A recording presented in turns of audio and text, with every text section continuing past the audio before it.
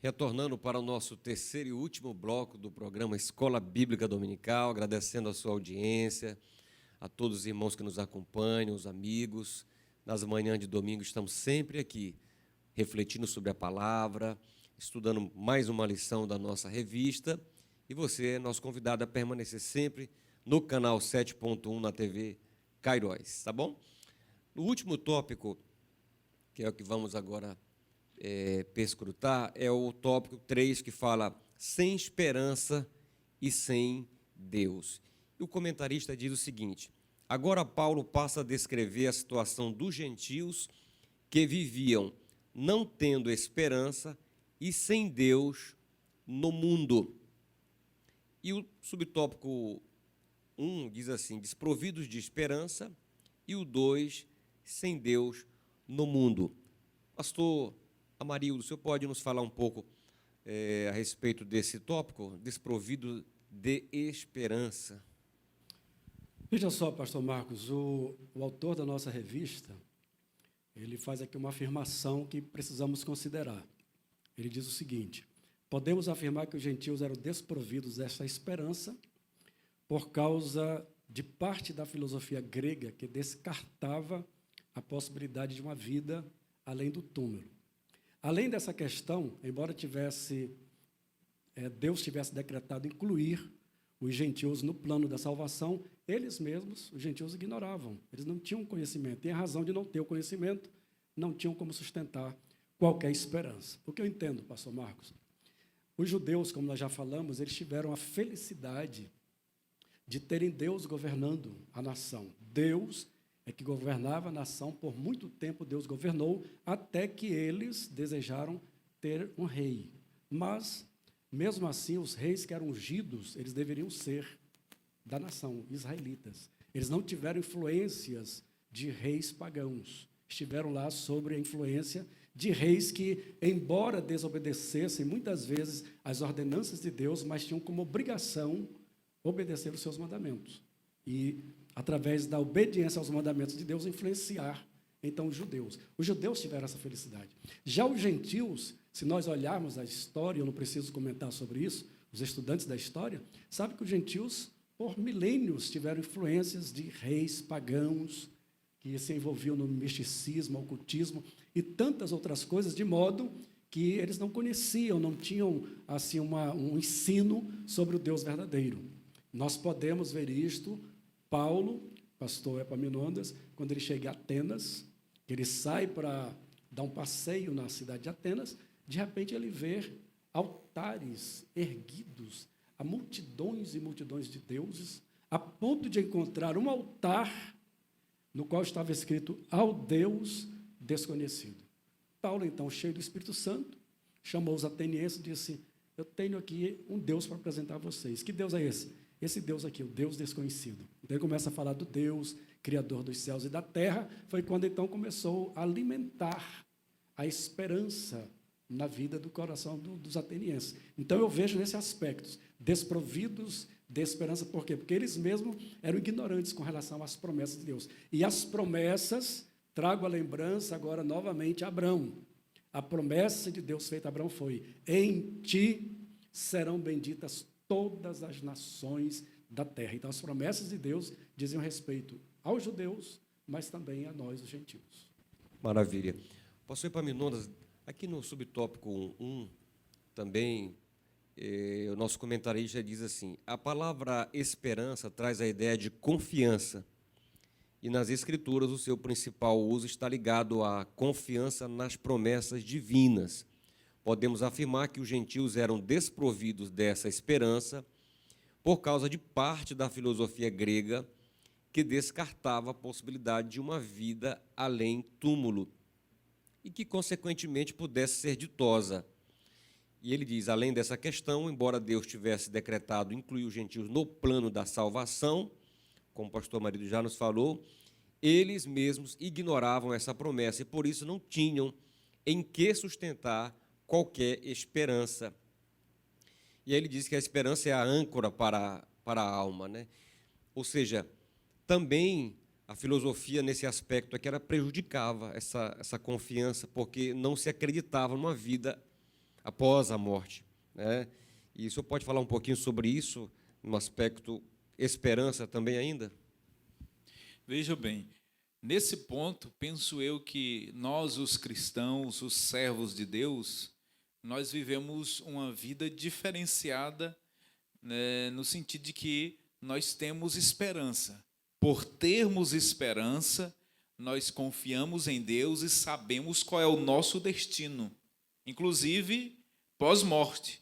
Mas vejam, algumas filosofias, algumas correntes filosóficas da Grécia Antiga que ensinavam não haver vida após a morte e que a vida era tão somente aqui, efêmera, passageira e no plano terreno.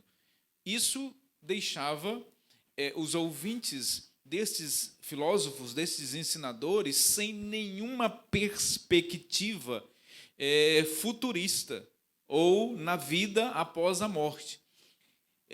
De modo contrário, nós que temos as Sagradas Escrituras, nós que temos em Cristo Jesus a esperança gloriosa na sua vinda e de uma vida eterna.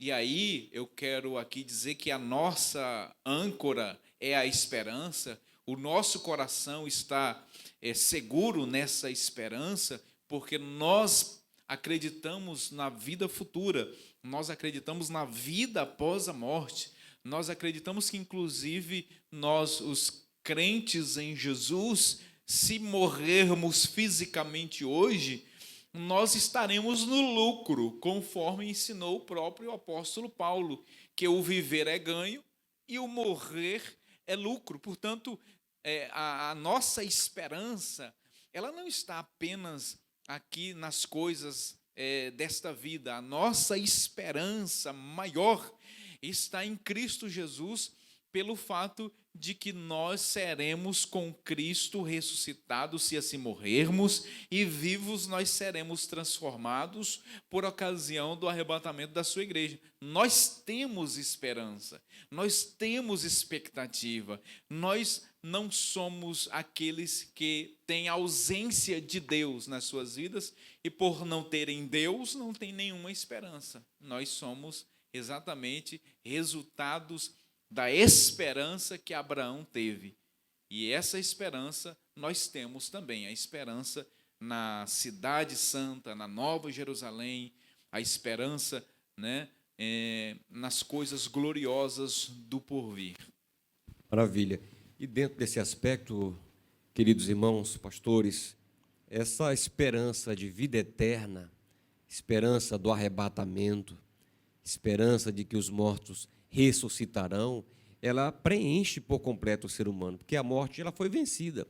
Então, a religião cristã, ou o cristianismo, a fé cristã, ela é muito valiosa nesse sentido, porque muitas religiões, elas não acreditam na vida após a morte, ou atendem de uma maneira assim bem diferente. A nossa nos ensina que a morte foi vencida, não há por que ter medo, nós podemos ter esperança após a morte. E o apóstolo Paulo, quando escreve aos Tessalonicenses, na sua primeira carta, falando sobre arrebatamento, no capítulo 4, esse é um tema aqui que o pastor Epaminondas domina bem, ele diz assim: não queremos, porém, irmãos, que sejais ignorantes com respeito aos que dormem, para não vos entristecerdes como os demais, que não têm esperança. Então, nós temos esperança, por isso não devemos nos entristecer. E essa esperança é Cristo. Essa esperança, ela repousa em Cristo, porque Cristo conquistou tudo aquilo que nós temos de esperança. Esperança de uma vida melhor, de uma vida abundante, a esperança de cura, a esperança de bênção na família, mas, sobretudo, a esperança da vida eterna. E aqui, pastor, ele nos arremata dizendo o seguinte: a falta de esperança e de paz revela a ausência de Deus. Como a gente tem percebido essa necessidade nos dias odiernos, nos dias atuais, que o ser humano ele tenha uma esperança, algo mais.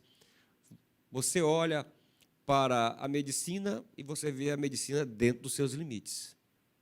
Você olha para os políticos, para os governantes, você vê eles dentro do seu limite, você se entristece. Você olha para o seu próximo, você vê ele também dentro dos seus limites. Para quem nós vamos olhar? Nós temos que olhar para Cristo, e a Bíblia é enfática, olhando firmemente para o autor e consumador da fé, Jesus. Olhe para Jesus, você vai encontrar esperança, você vai encontrar paz, e principalmente você vai encontrar sentido, direção para a sua vida. Por isso que a fé cristã, ela nos enche de esperança, não é, pastor? Abraão creu, Abraão acreditou e contra uma esperança, não é, pastor? Pastor Marcos, se me permite, o senhor leu a última sentença aqui do tópico e me parece que o autor aqui, o pastor Douglas, ele foi profeta e profético, exatamente para esse momento que nós estamos vivendo, que o senhor fez aí. Na verdade, o senhor trouxe um panorama sintetizado do que nós estamos vivendo. Nós estamos vivendo um momento de pandemia, de crise, sobretudo de pânico. Há um pânico instalado no coração das pessoas. As pessoas, elas estão com medo do amanhã, da segunda-feira, amanhã próxima. As pessoas, elas estão sem saber o que vai acontecer por conta do coronavírus, ou Covid-19. As pessoas estão assustadas. Os governantes, eles estão, às vezes, sem direção, preocupados também. A saúde, a medicina, em todas as partes do mundo, correndo dioturnamente em busca de uma solução. Mas o certo é que o crente em Jesus, o certo é que aquele que confia em Deus, que foi salvo, remido, regenerado, e que tem as promessas, portanto, de Deus, ele não se desespera. Ele não entra em pavor, em pânico. Ele confia em Deus. Meu irmão, você que está me assistindo agora, a sentença derradeira aqui do autor diz o seguinte, que o pastor Marcos leu, eu quero ler novamente. A falta de esperança e de paz revela a ausência de Deus. Nós temos Deus, querido.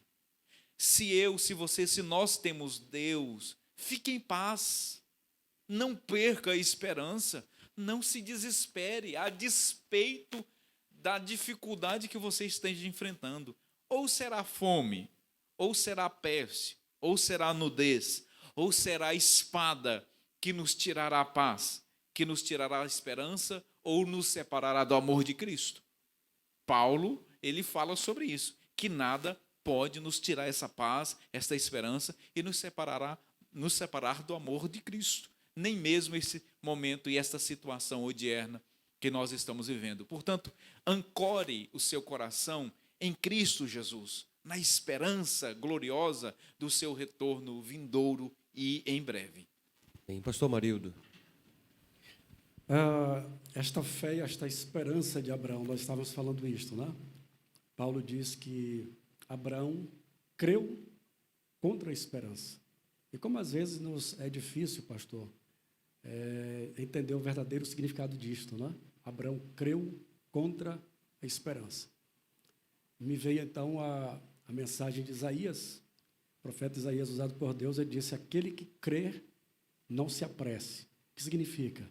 Eu preciso ter fé em Deus, a fé é o firme fundamento, e esperar a concretização daquilo que Deus prometeu. Deus é fiel, eu creio, a minha fé é o firme fundamento. Então, não posso me apressar, eu devo ter a esperança de que vai acontecer. Só que, na trajetória, nós percebemos que a esperança o senhor falou sobre isso, a esperança de Abraão foi ficando tanto debilitada, a ponto de Sara o convencer de ter relacionamento com Agar. Ele creu, a Bíblia diz que ele foi imputado como justiça, mas no esperar, ele vacilou. Mas chegou um momento que, já com 99 anos de idade, já seu corpo debilitado, Paulo diz que Abraão se fortaleceu na fé, não olhou para o seu corpo já enfraquecido, debilitado, mas fortaleceu a sua fé, dando glória a Deus. A sua esperança dizia, não dá mais para você, Abraão, você está velho. Olha para Sara, Sara já está velhinha, não tem mais condição. Mas a sua fé foi fortalecida dando glória a Deus. Deus é poderoso, Deus pode fazer. Então, isso deve ser também na nossa vida, essa atitude de crermos em Deus, nos fortalecer em Deus e não permitir que a nossa esperança seja abalada. Deus prometeu, o pastor Marcos já falou, sobre a ressurreição, arrebatamento da igreja. É uma fé que nós temos em nosso coração e essa esperança não pode ser debilitada em hipótese alguma, não pode enfraquecer. Vamos, em nome de Jesus, fortalecer tanto a nossa fé como a nossa esperança, dando glória a Deus. Maravilha. Bendito seja Deus. Meus irmãos, nós estamos chegando ao final do nosso programa de hoje, a nossa lição de hoje, muito, muito especial mesmo, falando sobre a condição dos gentios sem Deus, falando sobre circuncisão, a condição dos gentios, a esperança em Cristo. E a próxima lição vai falar sobre Cristo é a nossa reconciliação com Deus. Você não pode perder. Mas, para encerrar, eu quero aqui passar aos pastores, ao pastor Epaminondas, posteriormente ao pastor Marildo, para as colocações finais, para a gente terminar orando e agradecendo a Deus. Pastor Epaminondas. Eu só quero, mais uma vez, agradecer por estar aqui entre meus caros amigos, aprendendo com vocês um pouco mais a respeito deste assunto tão especial. E apenas reiterar, ratificar aquilo que nós falamos desde o início deste programa. Enquanto que no judaísmo há um selo externo, e eles têm este selo externo como condição, inclusive, para a salvação, que nós já dissemos aqui que não é, nós temos um selo interno, nós temos uma testemunha interna. Essa testemunha, ela está dentro de nós, ela está testificando muito mais alto do que um sinal externo. Essa testemunha é o próprio Espírito de Deus, que habita em nós. E que Paulo falou no capítulo 4, versículo 30, da mesma carta que ele escreveu aos Efésios em análise, ele diz que nós fomos selados com o Espírito Santo da promessa. Portanto, nós temos este selo. Nós temos o Espírito Santo que testemunha, nós temos o Espírito Santo que confirma isto, que testifica a nossa salvação. E se você está me assistindo agora e sente que não está salvo e que não tem esperança do que pode acontecer pós a morte, este é o momento propício para você se entregar a Cristo, para você se entregar ao Senhor Jesus. A mesma cirurgia espiritual que Ele fez em nossos corações, remindo-nos, salvando-nos, Ele quer fazer e deseja fazer essa mudança em você agora. Se entregue a Ele, se entregue a Cristo, deixe Ele fazer esta mudança extraordinária, gloriosa, maravilhosa na sua vida. Deus te abençoe.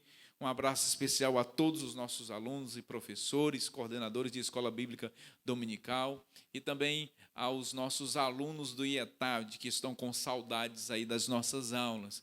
Um abraço especial a todos vocês, tá bom? Fiquem em paz, Deus abençoe, tudo isso vai passar e em Cristo Jesus nós estaremos sempre juntos. Deus abençoe até o nosso próximo encontro. Pastor Marildo. Meus irmãos, eu quero encerrar minha participação neste programa lendo duas passagens bíblicas. Uma está em Gálatas 2:9, que nós estávamos estudando aqui no início do programa, que diz o seguinte: e conhecendo Tiago, Cefas e João, que eram considerados como as colunas, a graça que se me havia dado, deram-nos as destras, em comunhão comigo e com Barnabé, para que nós fôssemos aos gentios e eles à circuncisão. Veja que passagem magnífica. Você lembra que nós falamos sobre a grande dificuldade dos apóstolos de entenderem o poder da graça, a graça estendida tanto para os judeus como para os gentios. Mas houve um momento que eles viram que a graça era abundante na vida de Paulo. Então, Paulo escreve dizendo, conhecendo eles a graça que se me havia dado, eu acho magnífico isso aqui, pastor Marcos, diz assim, deram-nos as destras. Como que a lei dizendo, pegou na destra de Paulo, a destra da lei, pegou na destra da graça e disse: graça, vá, avance, seja abundante sobre os moradores da terra. Eu acho magnífico isso, não é? E a outra passagem é quando Paulo, ciente disso tudo, né, dessa graça de Deus, que o Senhor pediu para eu ler, está em Gálatas 6,17. Paulo então escreveu dizendo: desde agora ninguém me inquiete, porque trago no meu corpo as marcas do Senhor Jesus. Ele estava como que dizendo: ninguém me segura, ninguém pode impedir, vou avançar, vou fazer a obra, ninguém me inquiete, porque trago em meu corpo as marcas do Senhor Jesus. Deus os abençoe, amados, em Cristo Jesus. Amém. Bendito seja Deus. Terminando o nosso programa de hoje, agradecendo a você, agradecendo a todos os pastores, os obreiros, os irmãos, ao nosso pastor presidente, pastor Salles Batista, sua família, e vamos terminar orando, como sempre fazemos aqui. Estamos vivendo um momento difícil no nosso estado, na nossa cidade, no nosso país, mas o nosso propósito continua de servir a Deus e de levar até você uma palavra. Estamos aqui nos cuidando, limpando tudo, álcool em gel. Após o programa e antes dele, a gente sempre usa as máscaras. Tudo para que esse programa alcance a sua vida e você seja alimentado. Jesus disse: não só de pão viverá o homem, mas de toda a palavra que procede da boca de Deus. E nós queremos que você seja alimentado pela palavra, porque é a tua esperança nesse momento, tá bom? Deus abençoe a sua vida. Nós vamos orar, convidar os pastores para nós ficarmos de pé. Pastores, vamos fazer uma oração e vamos apresentar ao Senhor nosso Deus cada vida nesse momento. Nós temos, pastor Amarildo, pastor Epaminondas, mães que agora estão chorando a perda dos filhos por essa doença terrível. Nós temos pais chorando, nós temos filhos chorando pelos pais que morreram, muita gente idosa partindo, e muitos corações estão partidos pela dor da separação. E somente o Senhor, que é o Deus de toda a consolação, Ele pode alcançar a sua vida, fortalecer o seu coração, te dar coragem, te dá força para você continuar vencendo. Você que está em casa, está com medo, preocupado. A palavra que eu tenho para você é a que está lá no Salmo 37, que diz assim: descansa no Senhor e espera nele. Versículo 7. Descanse no Senhor. Lance sobre ele toda a sua preocupação, toda a sua ansiedade, todos os seus medos, porque diz a Bíblia: Ele tem cuidado de vós. Amém? Vamos orar juntos e após, terminando com o louvor da nossa irmã Nicole e o Halisson. Pai, aqui estamos nessa manhã de domingo, agradecidos a Ti por cada vida que nos assiste, agradecidos por esse programa e pela palavra que nos edifica todas as manhãs. Te louvamos pela vida do pastor Epaminondas, teu servo, do pastor Amarildo. Continua dando da tua graça, continua dando da tua porção sobre a vida dos teus servos, continua dando-lhes saúde, dando força para ser instrumento sempre nas tuas mãos. Pai querido, olha para cada um dos nossos irmãos e amigos que nos assistem, cada telespectador, aonde chegar esse programa, Senhor, que ele seja agora alcançado pelo poder da tua palavra. Traga alento, traga do teu bálsamo para essa mãe que está chorando, traga alento para essa família que está sofrendo, para essa família que perdeu um ente querido, para essa família que está com um parente, meu Deus, no hospital, na expectativa, Senhor, não sabe se de lá como sairá, mas nós agora apresentamos todas essas vidas em tuas mãos, as pessoas dos hospitais, aos médicos que estão cuidando, aos enfermeiros, auxiliares, atendentes. Oh, Pai Santo, cada profissional da saúde vai alcançando, vai guardando com a tua mão de poder. Senhor, a nossa esperança está em Ti. Nossa esperança não está na vacina que pode surgir, embora ela seja bem-vinda. A nossa esperança não está na medicina, que tem seus limites, mas a nossa esperança está no médico dos médicos, no médico por excelência, no Emanuel, Deus conosco, aquele que não falha, aquele que tem todo o poder nos céus e na terra, nos guarda debaixo da tua mão. Nós queremos descansar em ti. Entregamos as nossas vidas em tuas mãos, a vida dos operadores dessa televisão, a vida dos câmeras, a vida de toda a equipe, Senhor, desta rede, em nome de Jesus, a vida dos pastores, a vida das ovelhas da tua igreja, a vida, meu Senhor, dos obreiros, de cada irmão, em nome de Jesus, nós oramos, pedimos a tua bênção sobre o teu povo, Pai. E como sempre ora conosco, pastor Amarildo, a nossa oração continua. Poupa, Senhor, o teu povo, guarda o teu povo, em nome de Jesus Cristo. Amém. Até o próximo programa. Que Deus em Cristo nos abençoe.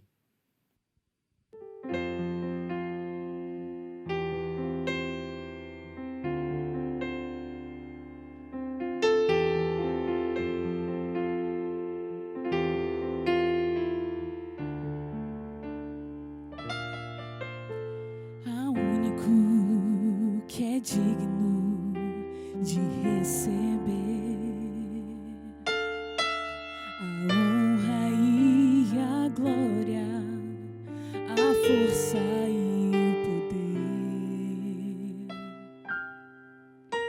ao Rei eterno e imortal, invisível, mais real, a Ele ministramos o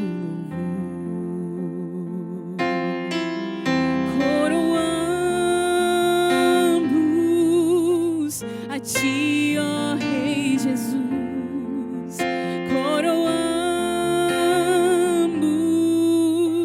a ti, ó Rei Jesus, adoramos o teu nome, nos rendemos aos teus pés, consagramos todo o nosso ser a ti. Ao único que é digno de receber a honra e a glória, a força e o poder ao Rei eterno e imortal, invisível, mas real.